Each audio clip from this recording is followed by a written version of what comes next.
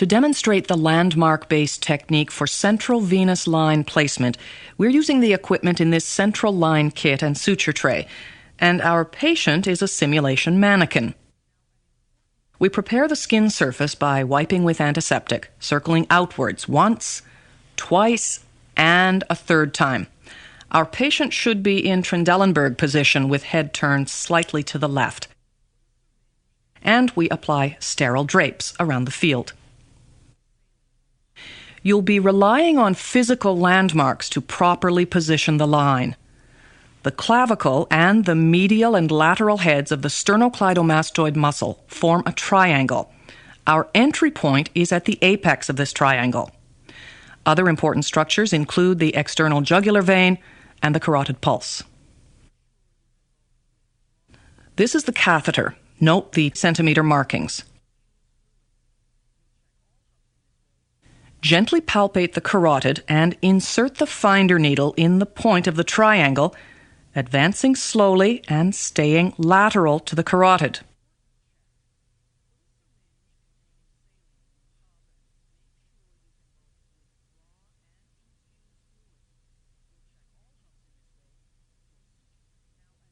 The trickle of blood shows we're in the jugular.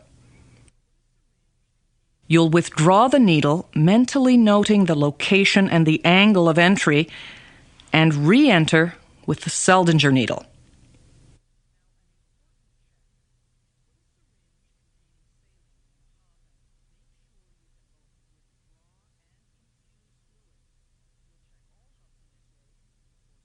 Hold the needle securely, remove the syringe,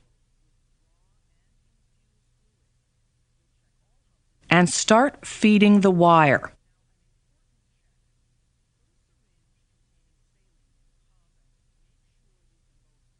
That 20 centimeter mark disappears into the needle and we'll go just past that point.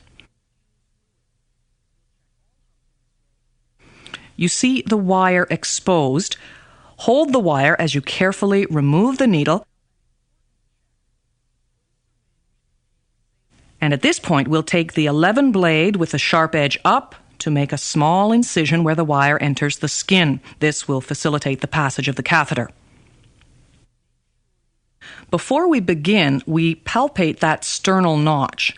Lay the catheter tip at the sternal angle with the other end to the needle entry point. And we can see the catheter is the right fit for this patient. We advance the dilator over the wire, advancing carefully to dilate the soft tissue, still holding the end of that wire with one hand. Now we advance the central line catheter over the wire, partly withdrawing the wire if necessary, until the wire is seen at the catheter hub. Uncapping that hub, we'll advance the wire backwards.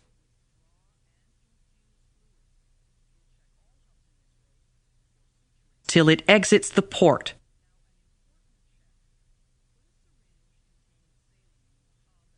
Grab it and advance the catheter through the skin.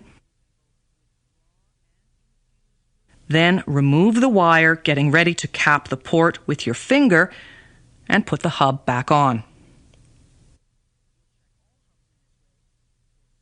Now, an important check. Put a syringe containing saline in the hub and make sure you can both withdraw and infuse fluids. You'll check all hubs in this way before suturing and applying a sterile dressing.